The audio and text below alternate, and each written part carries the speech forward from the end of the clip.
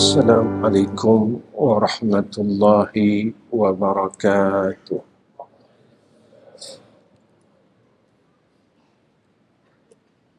Alhamdulillah hamdan katsiran kama amar.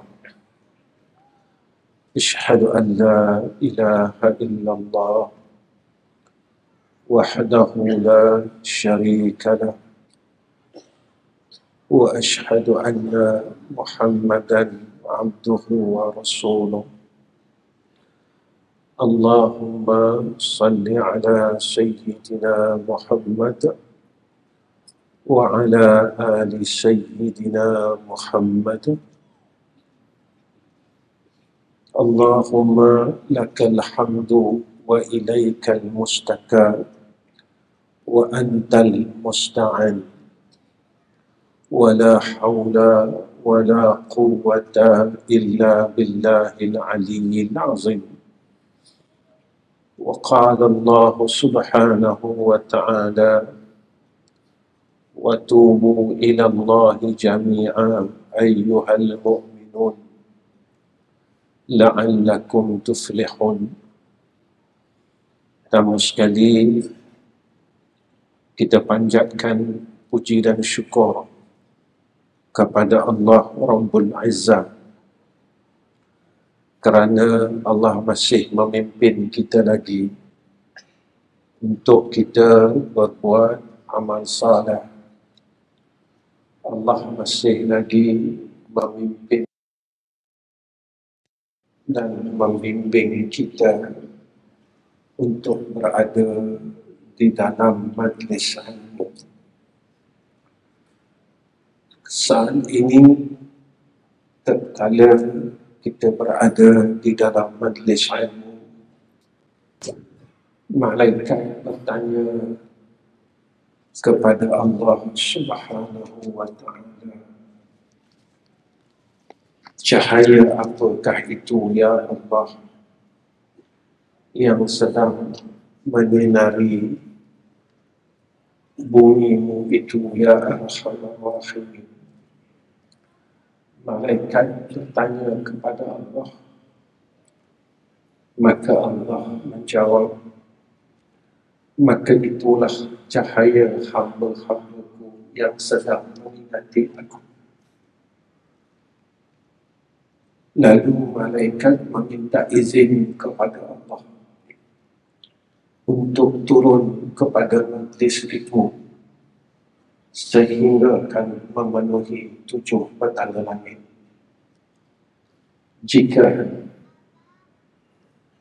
Allah membukakan pandangan kita, nescaya bumi ini dipenuhi dengan malaikat Allah. Saat kita semua sedang menyebut-nyebut nama Allah, dan saat kita sedang menyebut-nyebut nama junjungan Nabi kita Muhammad sallallahu alaihi wasallam,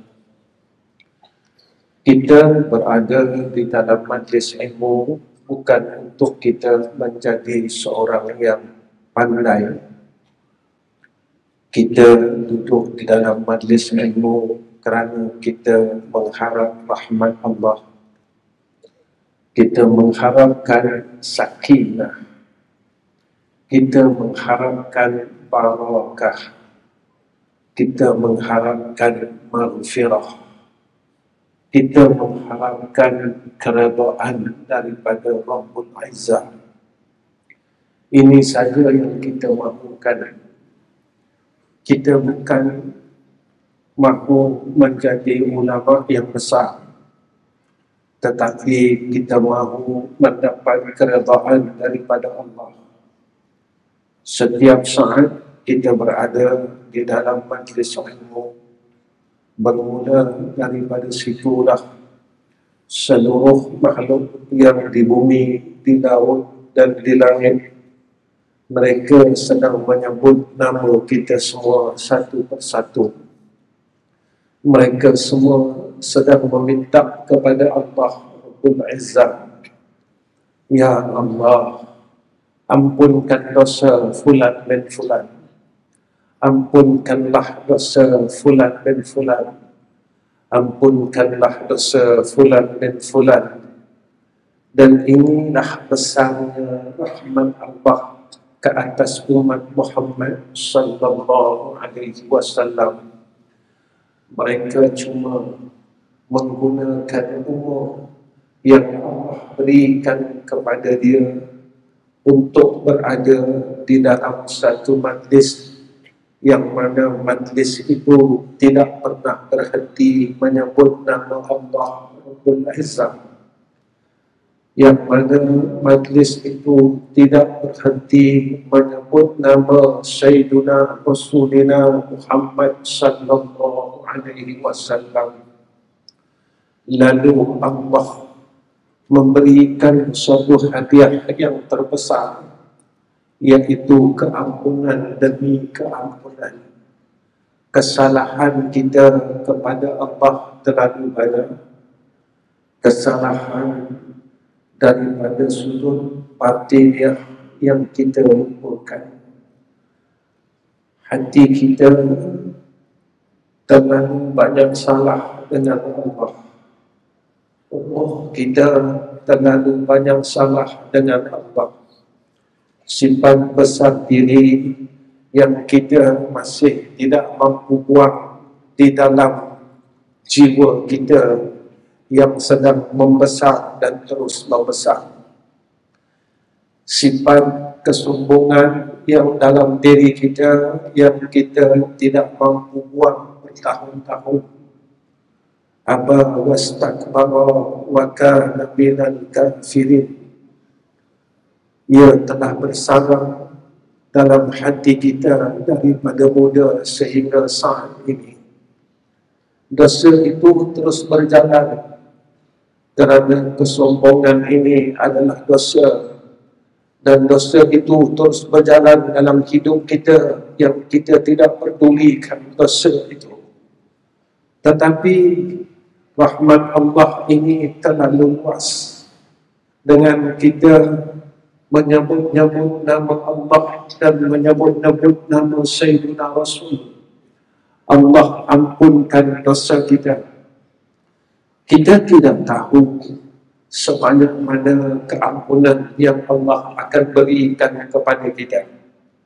Tetapi sebagai hamba Allah, kita mengharap agar Allah ampunkan segala dosa-dosa kita yang ada di dalam diri kita sebelum kita menemui Allah Rabbul Izzah. Biarlah sewaktu kita dizahirkan oleh Allah dan dilahirkan di dunia ini, ibu kita, makcik kita, saudara kita, mereka selimutkan tubuh kita dengan kain yang putih, menandakan betapa bersihnya jiwa kita saat itu.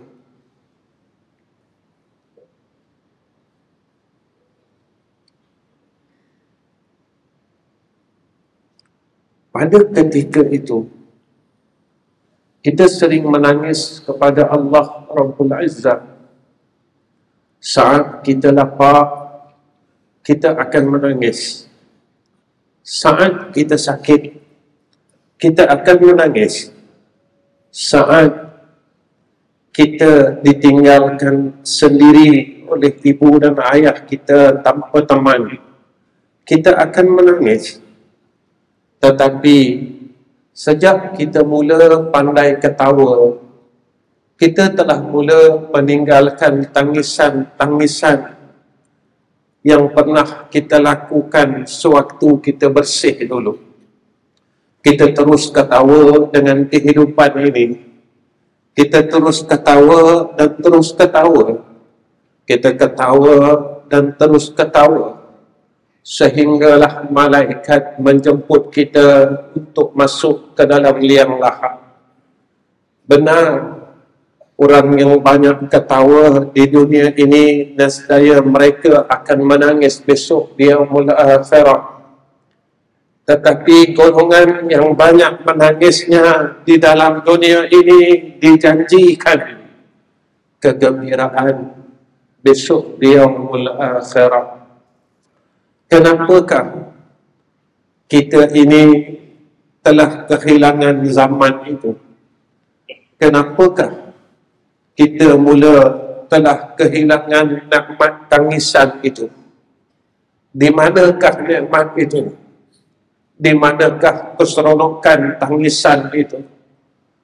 Kerana kita mula telah belajar mengenal dunia ini. Lalu kita terlalu seronok dan kita sering ketawa dengan apa yang kita dapat. Tetapi kita terlupa antara golongan yang mana mereka ini di dalam rahmat Allah, mereka yang dapat mengeluarkan air mata mereka kerana takutkan Allah. Inni akhafullah, inni akhafullah, inni akhafullah. Sesungguhnya aku takut kepada Allah Rabbul Izzah. Air mata yang takut kepada Allah. Maka Nabi menjanjikan kepada golongan-golongan ini, maka air mata ini disimpan oleh Allah Rabbul Izzah. Air mata ini yang akan menjadi pendinding daripada disambar oleh api neraka Allah Subhanahu wa ta'ala. Tuan-tuan, di manakah air mata ini? Di manakah perginya tangisan ini?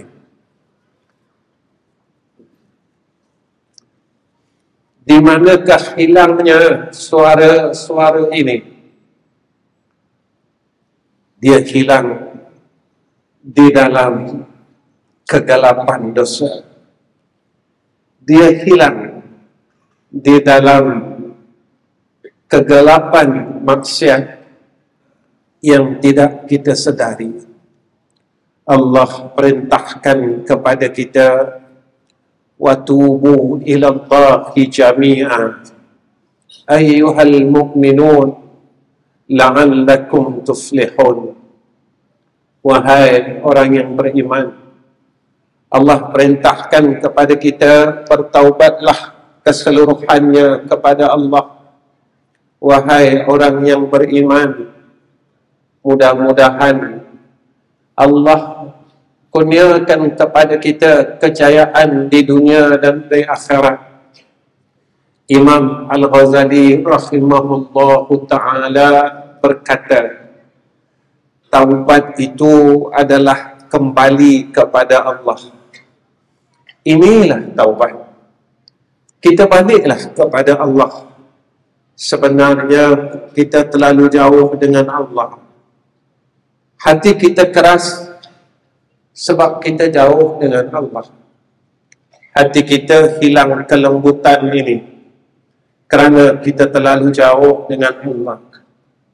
Hati kita begitu keras sehingga nama Allah tidak mampu menembus akan hati-hati kita.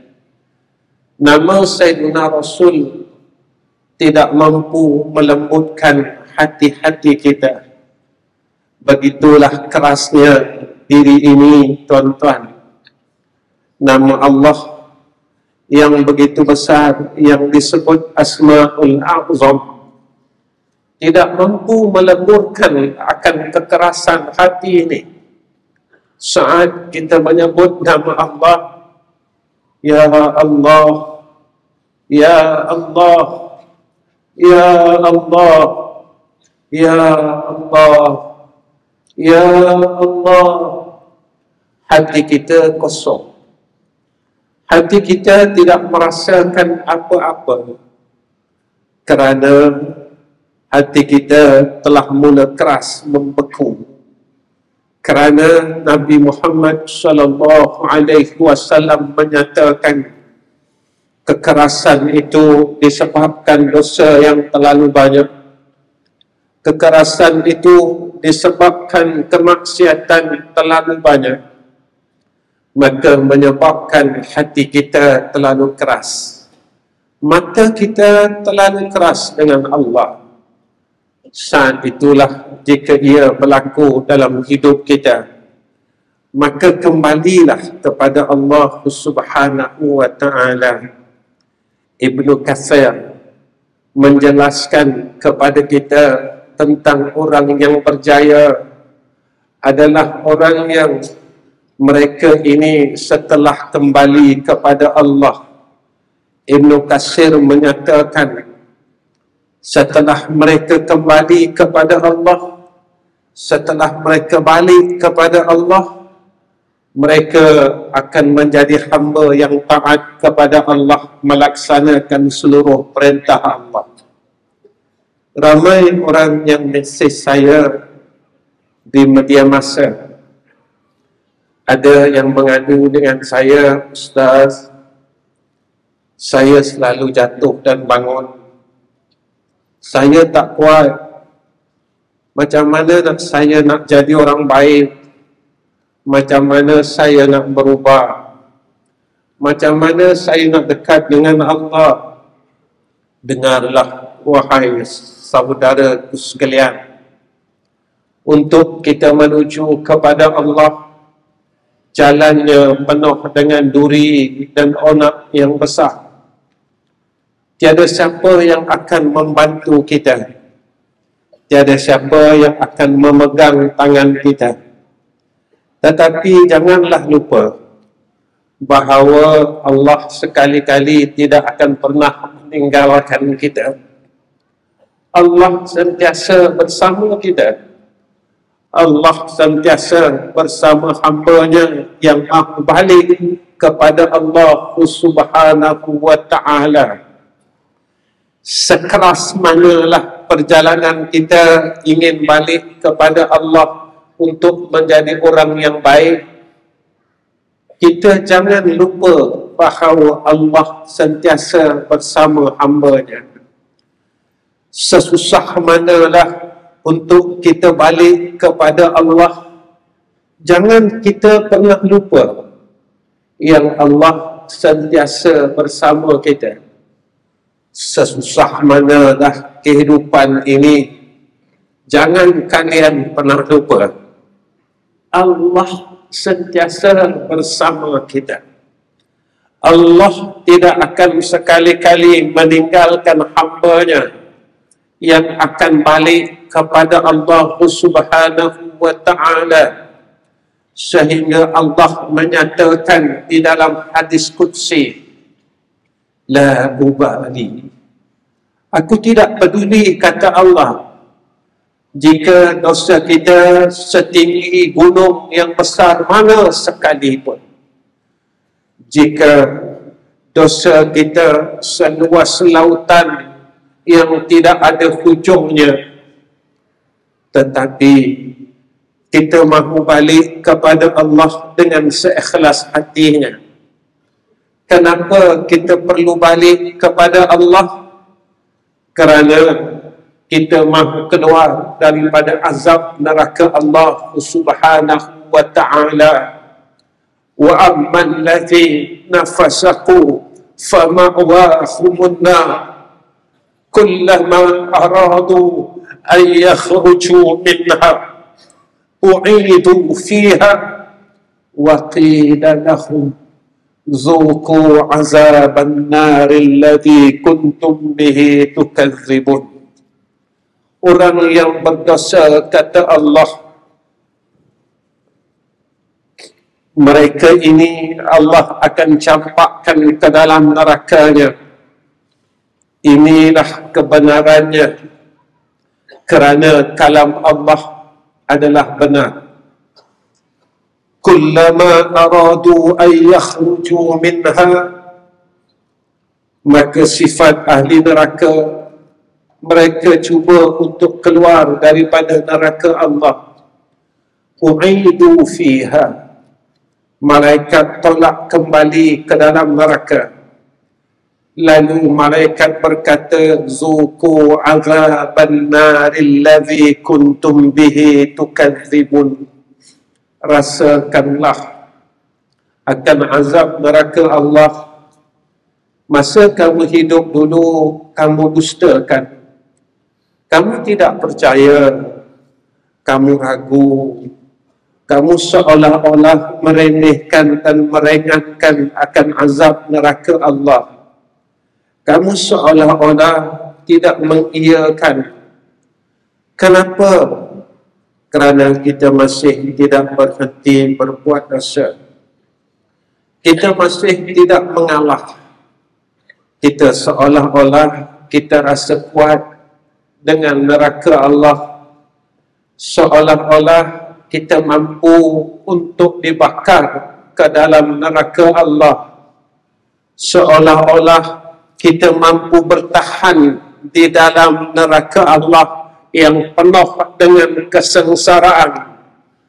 Tidak ada satu kesukaan pun di dalam neraka Allah, kerana makanannya adalah zakum.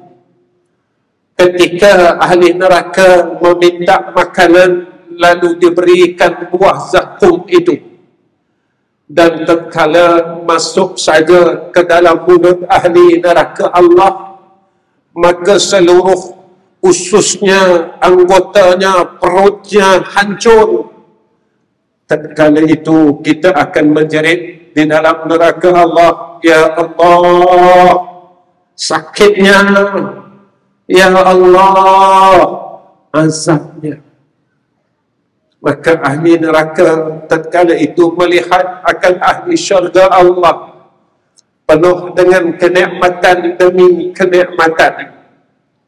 Lalu ahli neraka berkata kepada ahli syurga, wahai ahli syurga, bolehkah engkau berikan kepada kami apa yang sedang engkau dapat daripada syurga Allah?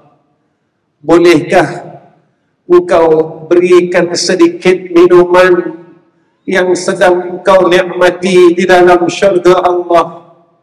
Syurga Allah terlalu indah untuk kita gambarkan. Syurga Allah penuh dengan kenikmatan yang tidak boleh diungkap oleh kata-kata kita.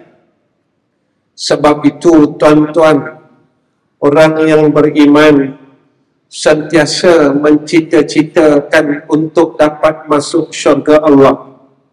Sebab itu, apa yang disebutkan oleh ulama, tatkala kita ini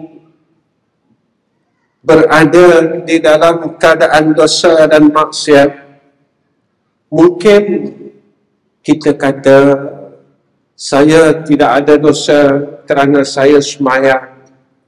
Benar, tuan-tuan. Orang yang sembahyang inilah yang masih lagi berada di dalam kesombongan. Kita yang sedang salat inilah masih lagi tidak boleh meninggalkan kebencian di dalam hati sanubari kita. Tuan-tuan, kita sedang benci saudara se-Islam kita. Yang kita benci itu adalah umat Muhammad sallallahu alaihi wasallam. Tuan-tuan, apakah kita lupa umat Muhammad yang berada di dunia ini pernah didoakan oleh Nabi? Nabi pernah menangis kerana umatnya yang berada di dalam dunia ini. Nabi pernah memohon kepada Allah untuk umatnya di dalam dunia ini. Umat yang sedang kita benci itu adalah umat Muhammad yang pernah didoakan oleh Sayyidina Rasul. Umat yang sedang kita putuskan silaturahim itu adalah umat Muhammad yang pernah disayangi oleh Rasul. Tuan-tuan, jika kita kata kita sayang Nabi, jika kita kata kita cinta Nabi, jika kita kata aku sangat merindui Nabi Muhammad sallallahu alaihi wasallam.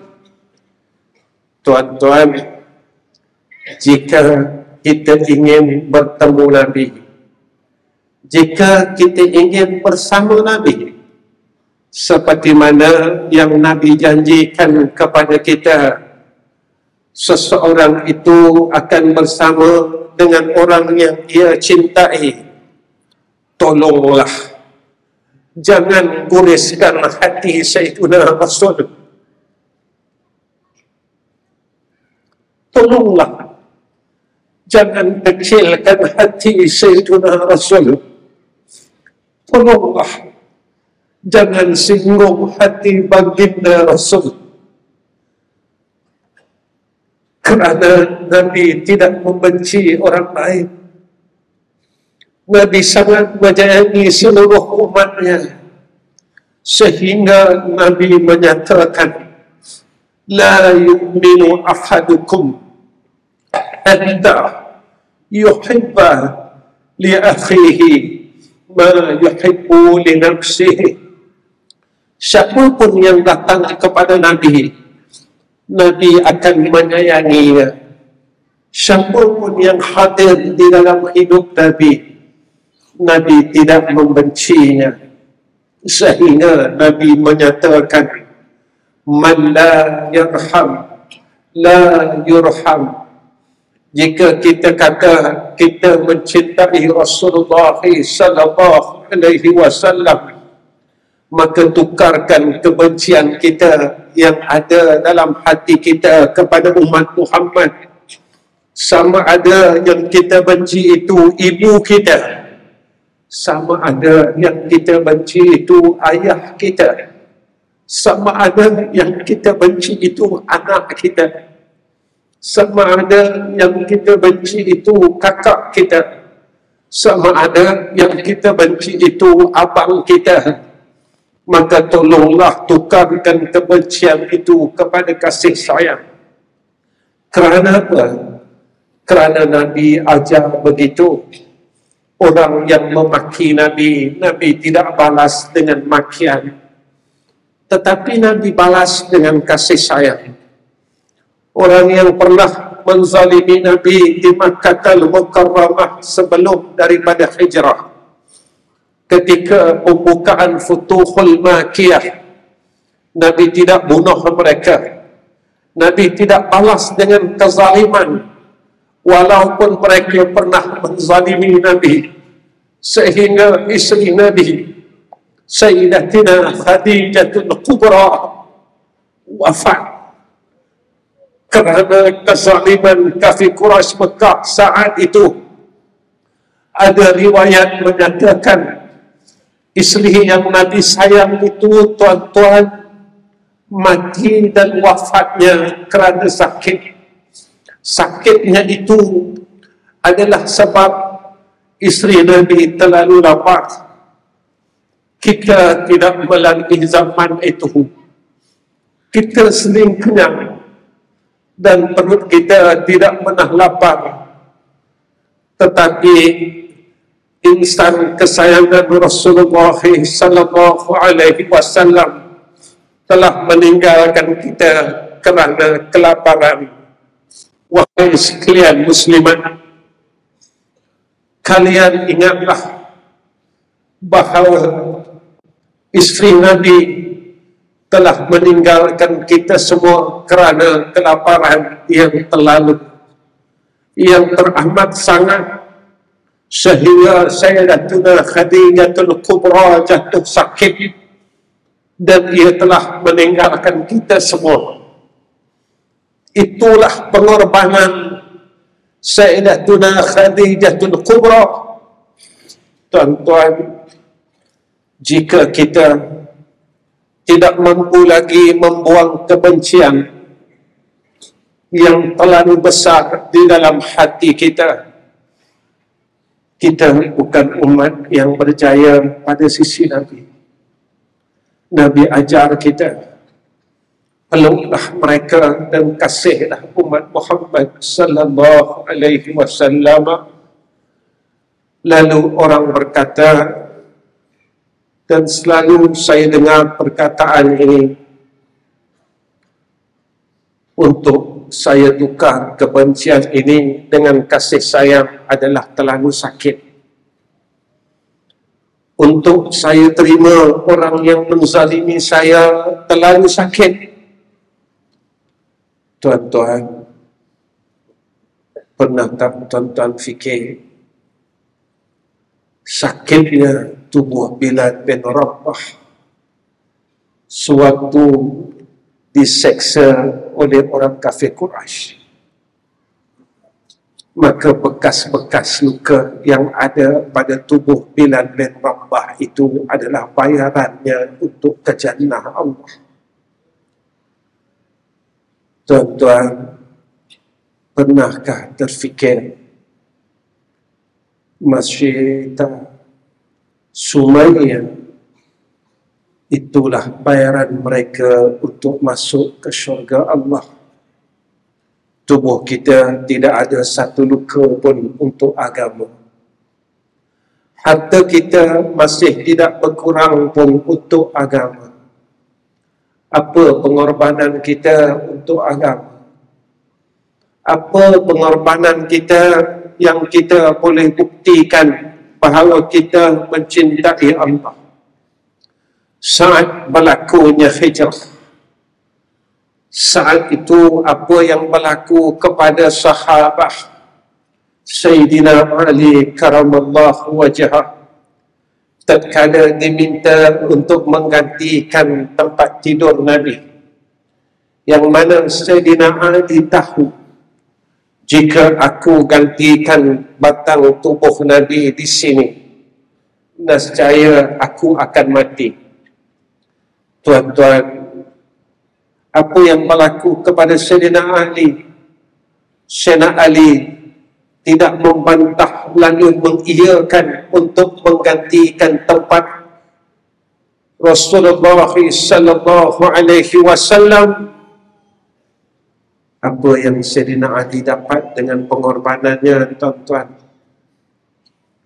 Sayyidina Ali dikurniakan Fatimatul Zahra.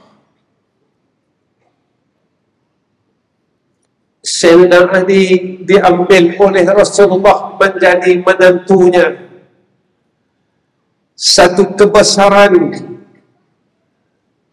dengan pengorbanan Sayyidina Ali karamallahu wajhah.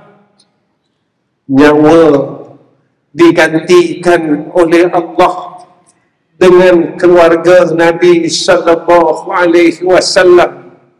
Ya Ali, nyawa kau telah engkau pertaruhkan, lalu Allah muliakan Sayyidina Ali menjadi keluarga Rasulullah sallallahu alaihi wasallam. Sayyidina Abu Bakar As-Siddiq, seorang bangsawan, seorang yang dikenali di bumi Makkah, ia membuktikan cintanya pada Allah dengan ia meninggalkan pangkatnya dan hartanya mengikuti Rasulullah sallallahu alaihi wasallam. Apa yang Sayyidina Abu Bakar dapat? Sayyidina Abu Bakar menjadi sahabat yang paling akrab. Sayyidina Abu Bakar dapat memegang tangan Rasulullah sallallahu alaihi wasallam. Sayyidina Abu Bakar dapat memeluk tubuh baginda Rasulullah sallallahu alaihi wasallam. Sayyidina Abu Bakar dapat makan dan minum serta tidur bersama baginda Rasul. Tuan-tuan, sampai hari ini kita masih tidak boleh memandang wajah Sayyidina Rasul. Sampai hari ini kita masih tidak diberikan oleh Allah untuk melihat wajah kekasih kita. Sampai hari ini kita masih tidak diberi peluang untuk kita melihat wajah Rasulullah sallallahu alaihi wasallam di dalam mimpi-mimpi kita. Pernahkah tuan-tuan kita bertanya, Ya Allah, kenapa engkau tidak berikan aku untuk menatap wajah Rasulullah sallallahu alaihi wasallam di dalam hidup ini? Kerana Nabi menjanjikan kepada kita, siapa-siapa yang pernah melihatku walaupun selepas wafatku, yakni di dalam mimpinya, maka kata Nabi, wajib syafaatku di yaumil mahsyar. Tuan-tuan, jawapannya adalah dosa. Kerana dosa kita terlalu banyak, sehingga kita tidak mampu untuk melihat wajah baginda Rasulullah sallallahu alaihi wasallam. Saya bertanya dengan diri saya, wahai Ahmad Nizam bin Razali, apakah kamu tidak teringin untuk menatap wajah insan mulia ini? Wahai Ahmad Nizam bin Razali, apakah kamu tidak inginkan melihat wajah kekasih Allah ini di dalam hidupmu? Jika kita menginginkan, tuan-tuan, maka janganlah kita mengguriskan dan mengkecilkan hati umat Muhammad sallallahu alaihi wasallam. Belajarlah, tukarkan kebencian kepada kasih sayang. Belajarlah untuk memaafkan semua orang yang telah menzalimi kita. Kerana Allah menyatakan di dalam Al-Quran, di antara sifat-sifat ahli syurga, wal afina 'anil nas, mereka yang memaafkan akan kesalahan manusia yang pernah berbuat kezaliman atas dirinya. Sakit memang sakit, tetapi jadikan kesakitan itu mahal kita untuk masuk syurga Allah. Jadikan kesengsaraan untuk memaafkan kesalahan orang lain menjadi mahal untuk kita masuk jannah Allah Rabbul Izzat. Kalau orang bertanya kepada kita, kenapa engkau ingin melalui kesengsaraan dan kepedihan serta kesakitan itu? Jawablah, kerana aku ingin masuk syurga. Lalu jika bertanya lagi kepada kita, kenapa engkau ingin masuk syurga? Jawablah, kerana aku ingin bersama Rasulullah sallallahu alaihi wasallam. Maka itulah kekuatan kita. Tuan-tuan, apa kata Nabi sallallahu alaihi wasallam? Nabi menyatakan, innal abda idza tarafa bi dhanbihi thumma taballahu alaihi. Sesungguhnya seorang hamba, ia mengakui segala dosa-dosanya dan kemudian ia bertaubat kepada Allah, nescaya Allah menerima taubatnya. Tuan-tuan, janganlah kita malu melakukan dan mengakui kesilapan kita. Kita bangunlah waktu malam dan beritahu tentang kesilapan kita. Lebih baik merasa diri berdosa daripada merasa diri banyak pahala. Lebih baik merasa diri itu jahat dan banyak salah daripada merasakan diri itu terlebih baik. Tuan-tuan yang dihormati oleh Allah, ada dua makhluk yang perlu kita contoh.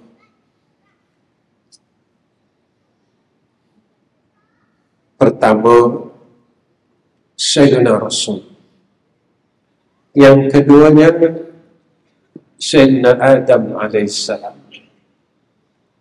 Contohilah Nabi yang tidak ada dosa, tapi Nabi bertaubat setiap hari.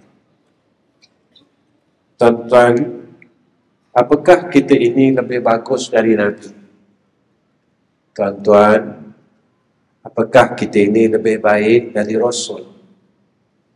Tuan-tuan, apakah kita ini lebih tinggi tempatnya daripada baginda Rasulullah sallallahu alaihi wasallam? Kedua, contohilah Sayyidina Adam. Setelah Nabi Adam keluar dari syurga, Nabi Adam tak pernah salahkan iblis. Walaupun asbabnya iblis telah menggoda isterinya Siti Hawa untuk makan buah larangan di dalam syurga. Baiknya Nabi Adam. Nabi Adam tak pernah salahkan iblis. Nabi Adam salahkan dirinya. Ya Allah, aku salah. Rabbana zalamna anfusana wa illam taghfir lana wa tarhamna lanakunanna minal khasirin. Tuan-tuan, belajarlah untuk selalu salahkan diri kita dan belajarlah untuk tidak menyalahkan orang lain agar kita sentiasa merendah diri kepada Allah. Tidak rugi untuk kita rendah diri, kerana Nabi menyatakan orang yang sentiasa merendah diri kepada Allah, maka tempatnya akan dinaikkan oleh Allah Subhanahu wa ta'ala.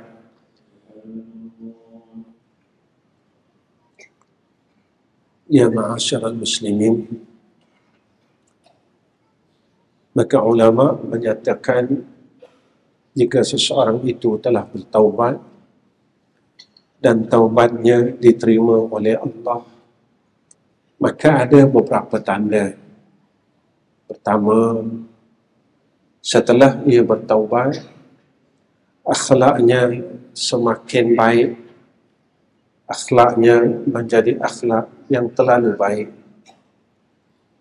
Dia telah berubah daripada akhlak yang buruk kepada akhlak yang baik. Kalau dulu mulutnya terlalu jahat, selalu memaki orang lain, mulutnya berubah menjadi baik.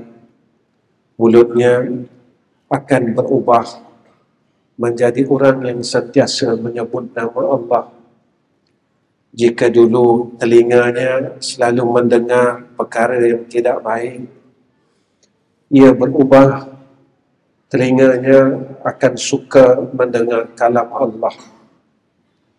Kedua, kata ulama, jiwanya menjadi dekat dengan Allah Rabbul Izzah. Setelah ia bertaubat, dia semakin dekat dengan Allah.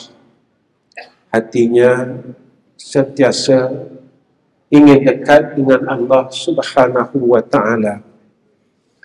Saya selalu di dalam kuliah saya mengatakan perkara ini. Orang yang apabila ia hatinya mudah dibersihkan oleh Allah, maka insan ini akan sentiasa mahu dekat dengan Allah. Jalan untuk kita dekat dengan Allah maka adalah taubat, kata ulama. Ketiga, tanda taubat kita diterima oleh Allah, Allah penuhkan hati kita dengan kasih sayang. Kita mula menyayangi ahli keluarga kita. Kita mula menyayangi isteri kita lebih daripada sewaktu kita belum bertaubat kepada Allah. Kita makin menyayangi anak-anak kita.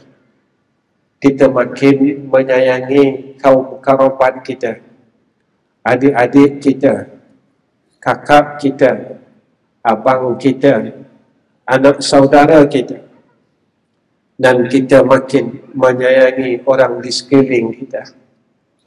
Tuan-tuan, kasih sayang ini bukan pada lisan, tetapi kasih sayang ini ia lahir daripada hati yang bersih. Sebab itu, sampai sekarang, Semua orang sayangkan Nabi. Kenapa? Masa hayat Nabi, Nabi terlalu menyayangi kita. Kasih sayang Nabi kepada kita semasa hidup Nabi adalah kasih sayang yang benar.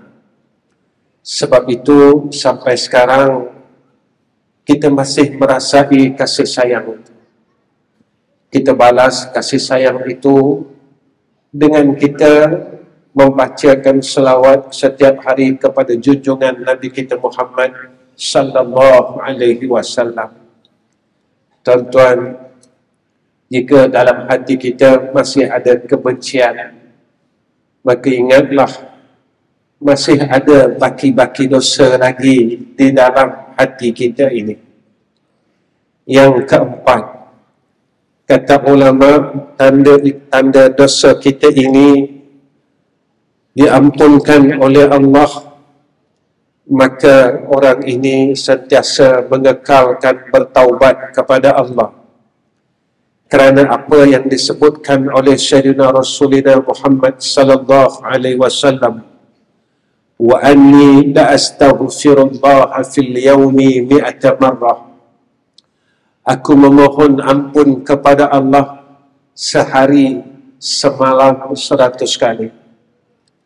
Tuan-tuan, jika Nabi berbuat demikian, apakah kita tidak malu dengan Nabi kita Muhammad sallallahu alaihi wasallam? Jika Nabi pun bagi tahu kita Nabi beristighfar sehari semalam 100 kali, apakah kita tidak malu dengan baginda Rasul?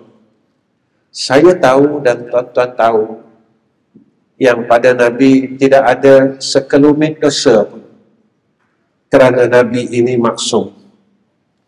Tetapi insan yang tidak ada dosa ini masih lagi membaca istighfar,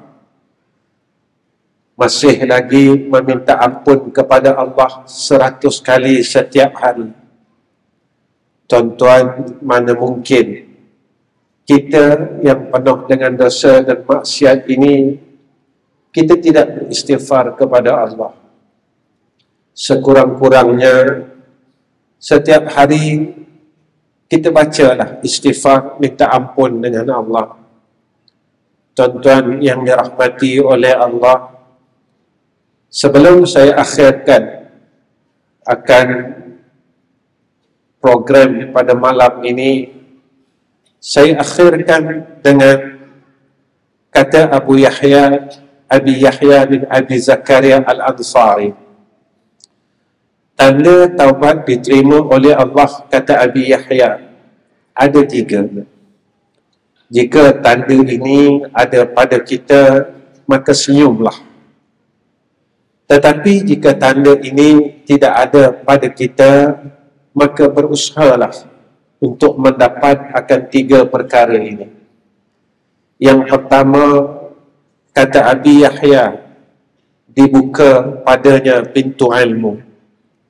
Setelah kita bertaubat, kita semakin ingin mengetahui akan ilmu agama. Kita akan mencari majlis-majlis orang saleh supaya kita dapat jadi orang saleh. Kita belajar bukan untuk jadi orang alim, tetapi inilah jalannya untuk kita jadi orang saleh, kerana kita dapat berada di dalam kelompok orang-orang yang sedang berbuat baik.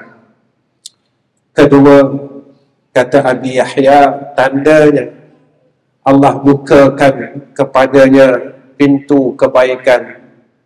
Kalau dulu kita tak pandai nak sembahyang sunat, maka Allah telah berikan kemudahan untuk kita melaksanakan sembahyang sunat.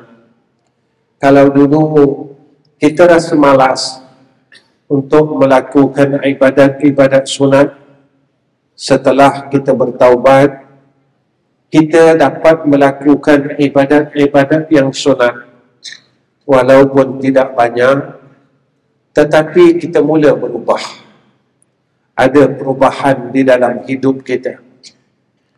Tuan-tuan, Yang ketiga, kata Abi Yahya bin Abi Zakaria Al-Ansari, tanda taubat kita diterima oleh Allah, Allah campakkan ke dalam hati kita rasa kemanisan dalam beragama dan beribadat.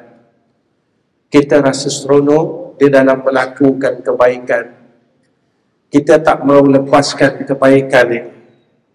Kita tak mau tertinggal berbuat baik. Tuan-tuan, di akhir program ini saya ingin berpesan, dunia ini sudah tidak lama lagi. Dunia ini sudah dalam keadaan tenat dan sakaratul maut. Jika kita tidak berubah daripada sekarang, maka kita akan membuang masa kita dalam keadaan yang rugi dan lalai. Jika kita tidak ambil akan peluang ini, kita takut kita berada dalam kelompok yang disebutkan oleh Allah, alhaakumut takasur hatta zurtumul maqabir. Tuan-tuan yang saya sayangi, saya rasa cukup setakat ini pertemuan saya dengan tuan-tuan. Sebelum saya tutup, saya mohon ampun dan maaf kepada seluruh ahli qaryah dan seluruh hadirin dan hadirat di bumi Bandar Kuching Sarawak ini, kerana saya tidak dapat memberikan apa-apa kepada tuan-tuan sekalian. Saya bukan orang baik, saya bukan orang saleh, saya bukannya orang yang bagus pada sisi Allah, saya bukan orang alim. Saya masih lagi mencari-cari di mana tempat saya pada sisi Allah. Saya masih ingin tahu kedudukan saya pada sisi Allah. Saya masih lagi mencari-cari akan status saya pada sisi Allah. Apakah Allah mahu terima saya kembali sewaktu saya balik menemui Allah Rabbul Izzah? Tuan-tuan orang saleh, tuan-tuan orang baik, bukan saya orangnya di kalangan orang baik. Sebab itu tuan-tuan, malam ini saya dengan rasa hina dan rendah diri, saya mohon kepada semuanya, tolonglah doakan insan ini agar Allah terima saya kembali sebagai hamba-Nya, seperti mana Allah datangkan saya ke dalam dunia. Orang pernah bertanya kepada saya, Ustaz, sepanjang saya mengikuti Ustaz, di dalam kuliah saya melihat Ustaz tidak pernah memakai baju selain putih, sepannya putih, songkoknya putih, jubahnya putih. Ini jawapan saya. Tuan-tuan, inilah kain kafan saya yang saya akan pakai sewaktu kematian saya. Saat saya menyarung akan pakaian putih ini di dalam hidup saya, selalu saya mengingatkan diri saya, Ahmad Nizam bin Ghazali, inilah kain kafan kamu sewaktu kamu balik kepada Allah, dengan serban yang putih, dengan jubah yang putih. Kerana tuan-tuan, saat kematian saya bukannya lama, saya akan balik menemui Allah Rabbul Izzah. Saya akan menemui Allah Rabbul Izzah. Dan inilah keinginan saya sedalam hati sanubari saya. Seolah-olah tuan-tuan, sebenarnya dunia ini pada kita sebenarnya tidak ada beza, sama saja. Dari dulu sampai sekarang, dunia ini tidak ada perbezaan. Cuma kita tertipu dengan permainannya.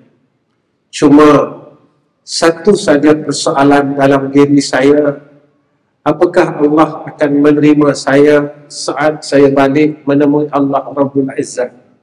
Itu saja yang selalu saya tanya dalam diri saya.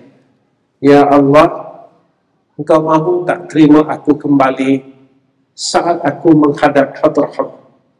Ya Allah, apakah Engkau akan memberi salam kepada insan ini? Apakah malaikat yang akan menyambut nyawa aku kelak akan memberi salam kepada aku? Ya Allah, Assalamun alaikum tibtum fadkhuluha khalidin. Ini saja yang selalu bermain dalam akal fikiran saya. Tuan-tuan, tolonglah doakan insan ini agar Allah terima saya sebagai hamba-Nya, seperti mana Allah telah datangkan saya di dalam muka bumi ini. Tuan-tuan yang dirahmati Allah, saya minta ampun, saya minta maaf, dan saya mohon keampunan daripada tuan-tuan semua jika inilah pertemuan kita yang terakhir di bumi Sarawak. Maka doakan agar saya berada di dalam rahmah Allah dan syafaatun Nabi Muhammad sallallahu alaihi wasallam. Wa akhirul kalam, Assalamualaikum warahmatullahi wabarakatuh. Bismillahirrahmanirrahim. Alhamdulillahi Rabbil Alamin. Assalatu wassalamu ala ashrafil anbiya'i wal mursalin wa ala alihi wa sahbihi ajma'in. Ya Allah, kami mohon kehadrat-Mu ya Arhamar Rahimin. Tolonglah bersihkan dalam diri kami ini segala dosa dan maksiat serta kejahatan. Sama ada kejahatan itu kami ingat, ya Allah, ataupun kejahatan itu yang telah kami lupakan, ya Arhamar Rahimin. Ya Allah, tolonglah maafkan kami, tolonglah ampunkan dosa kami. Kami tidak mampu untuk masuk ke dalam neraka Jahannam, ya Allah. Kami sedang dan kami akui akan kejahatan kami, ya Arhamar Rahimin. Ya Allah, tolonglah bersihkan segala dosa dan maksiat kami, ya Zal Jalali wal Ikram. Ya Allah, kami mohon kepada Engkau, ya Zal Jalali wal Ikram, tolonglah kami, ya Allah, untuk kami berhenti melakukan dosa dan maksiat lagi. Tolonglah kami, ya Allah, untuk kami tidak melakukan kejahatan lagi, sama ada kejahatan itu kepada Engkau atau kejahatan itu di antara umat Muhammad sallallahu alaihi wasallam. Ya Allah, tolonglah bantu kami agar kami tidak mengecewakan kekasih-Mu Nabi Muhammad sallallahu alaihi wasallam.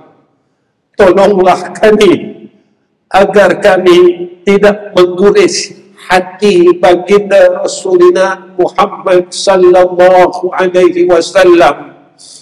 Tolonglah kami, ya Allah, agar kami dapat menggembirakan hati Nabi kami Muhammad sallallahu alaihi wasallam pada hayat ini, ya Zal Jalali wal Ikram.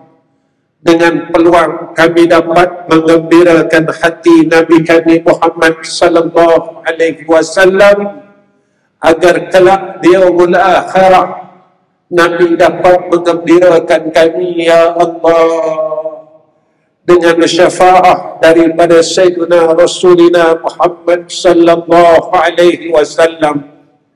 Ya Allah, kami mengaku kami tidak kuat untuk berbuat baik dan kami tidak kuat meninggalkan kejahatan dan kemaksiatan. Kami mohon, ya Allah, tolonglah jangan tinggalkan kami, ya Allah. Jangan tinggalkan kami, ya Allah. Janganlah tinggalkan kami, ya Arhamar Rahimin. Wa sallallahu ala Sayyidina Muhammad wa ala ali Sayyidina Muhammad Walhamdulillahi Rabbil Alamin.